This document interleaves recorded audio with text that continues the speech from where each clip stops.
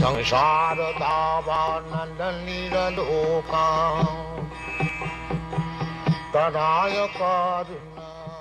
1965, His Divine Grace, A.C. Bhaktivedanta Swami Prabhupada, a Vedic scholar and holy man in the renounced order of life, left India for America to transform a bold vision into a historical reality of global dimension. To fulfill the desire of generations of Indian saints who wished to see India's timeless spiritual culture benefit the entire world, Srila Prabhupada left India and sailed to the United States. When he arrived by freighter, he was practically penniless, but after nearly a year of struggle, he established the International Society for Krishna Consciousness in July of 1966. In the years that followed, the society grew rapidly, and Hare Krishna became familiar to millions of people. Srila Prabhupada became the focal point for the public's interest in the Hare Krishna movement, but he was never too busy to carefully answer any question. And with each and every encounter, he would open the doors to the ancient philosophical and spiritual knowledge of India. An acharya is one who teaches by example. By his personal example, Srila Prabhupada demonstrated that the soul, the self, is naturally eternal, full of knowledge, and full of transcendental bliss. When a living being is awakened to his original constitutional position of Krishna consciousness, he becomes filled with sublime, exalted spiritual emotions that have no material counterpart. As a great self-realized and God-conscious saint, Srila Prabhupada often exhibited the spiritual happiness that Krishna describes in the Bhagavad Gita. That sacred and ancient fountainhead of wisdom has this to say about the final state of human perfection. In that joyous state, one is situated in boundless transcendental happiness and enjoys himself through transcendental senses. Established thus, one never departs from the truth, and upon gaining this, he knows there is no greater gain. Welcome. Thank you. You founded the Hare Krishna movement some 7 years ago in 1967, did you not? Yes. In a capsule, what is the movement? The movement is to awaken God consciousness of the human being. The human being is distinguished from the animals, that the animals cannot understand what is God. Mm-hmm. And if the human being also does not understand what is God, then he is animal. I see. And so your movement is to bring about an understanding of God among human beings. Yes. And Hare Krishna means what? Hare Krishna means addressing the energy of God. Hare means the energy of God, and Krishna means God. Mm-hmm.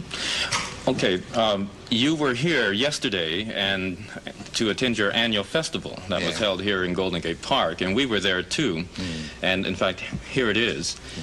A few thousand people came out to hear it. How many people are now disciples of the Krishna consciousness movement?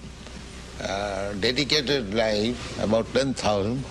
About 10,000 dedicated in ones. the Western world. Mm-hmm. Your Grace, is there any significance at all in the shaved head? Why are heads shaved?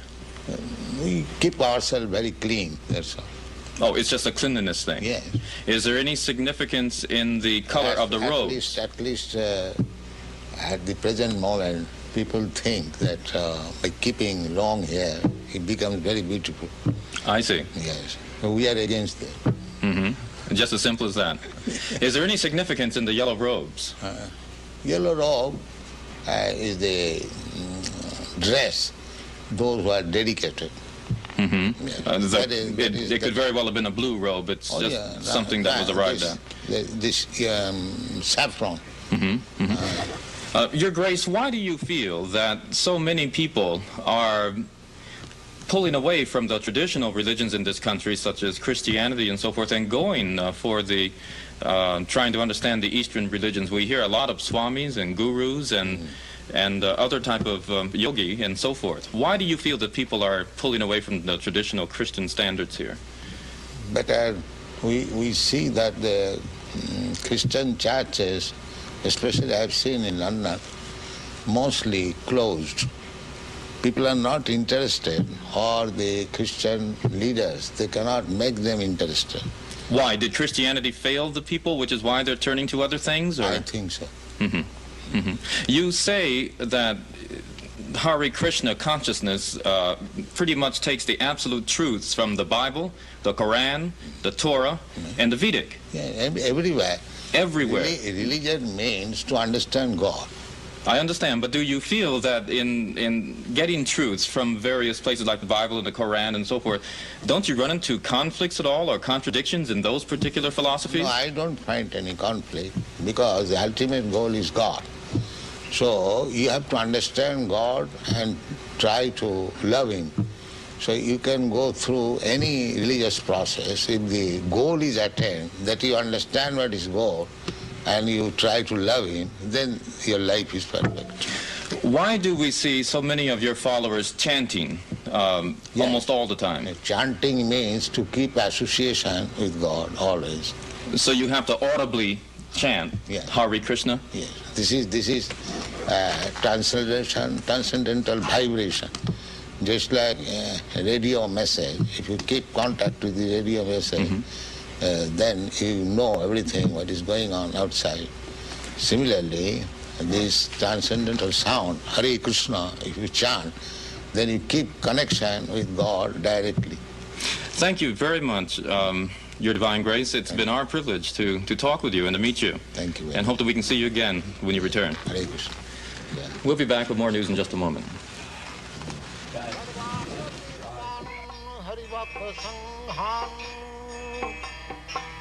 Daiva tripting bhajata sadaiva. Daiva tripting bhajata sadaiva. Vande Gurasi charanaravinnam. Vande Gurasi charanaravinnam. Very much happy because these American boys are helping me. It is due to their cooperation the movement is spread all over the world. Where will you go from here? In America? What is the date I entered? In Hawaii? She's asking where you will go after Dallas. Where will you visit? Oh, from Dallas I'll go to New Virginia. West Virginia. West Virginia? From there I shall go to London. Are you pleased with the Krishna movement in the United States? Do you think it's growing? What do you think? I think it is. And this pleases you. It is growing very fast. Do you Not think... only growing, but growing very fast.